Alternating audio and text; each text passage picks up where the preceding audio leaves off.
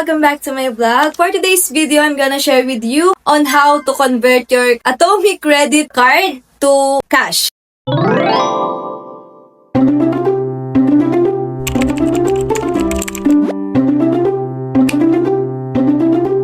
Please don't skip this video. Di dahil gusto ko mag-earn ng money sa vlog na to. Kasi dun sa previous vlog ko, at eto yun, madami hindi naka-follow ng instruction. Kaya hindi nila nag-claim yung kanilang pera. Going back, paano nga ba i-convert ang ating Atomy credit card sa cash? Kailangan meron lamang tayong Lazada account. So just follow along.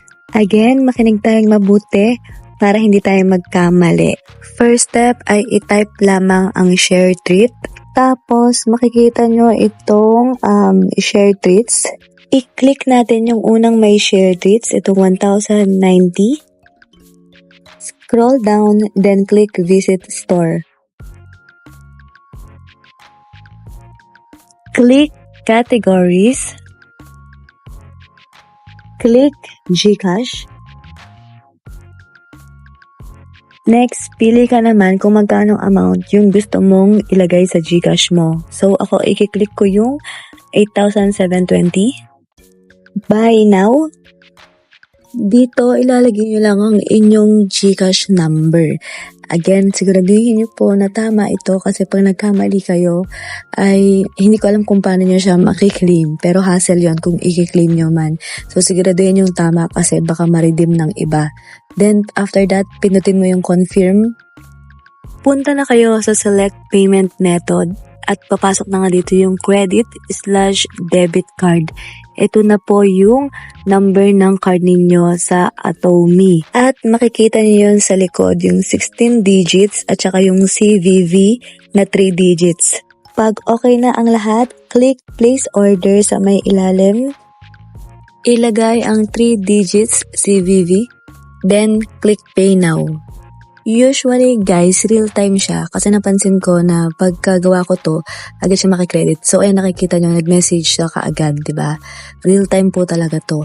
If wala ka pang card ni Atomy, gusto mong malaman ang iyong 6 digits number at ang iyong 3 digits CVV number, ganito lang yung gagawin mo. First, kailangan mo lang pumunta sa iyong Atomy and click mo yung card sa dashboard. Click CVV settings. Tapos nga, ilalabas na yung 6 digits number at yung iyong CVV. Ganun lang po kasimple. Kung paano mga mariredeem yung pera, no, meron dalawang message dyan. As you can see, nag-message si ShareTreat at ito po yun. Tatin mo lang yung www.sharetreats.ph/gcash/ at mapupunta ka nga dito. Enter mo lang ang iyong mobile phone number ng 2 beses, click start. Tapos, i-check mo lang yung verify human. So, dito kailangan mo na nga ilagay yung 9 digits na code. So, makikita rin yun sa message kanina, sa pangalawang message. So, ito, type mo lang and click redeem. Tapos, click send OTP. Mag-message po si ShareTreats ng OTP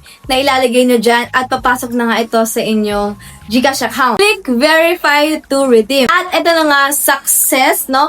Again, real time po ito. Mas maganda, guys, if kung mag-transfer kayo ng pera sa inyong Atomy to Lazada kapag 8 a.m. to 8 p.m. Kasi usually guys, yun yung working hours. Pag madaling araw, hindi ko pa kasi na-try yung madaling araw, pero madalas yung 8 p.m. po na nagre-redeem ako, ay nakiklaim ko pa din. Kasi, di ba, pag syempre sino ba naman magtatrabaho ng 8 p.m. onwards, di ba? Usually mga BPO lang naman yan. Kaya mas maganda sa working hours kayo mag-redeem. Kasi madami nagsasabi na hindi pa nila nare-receive, 30 minutes na.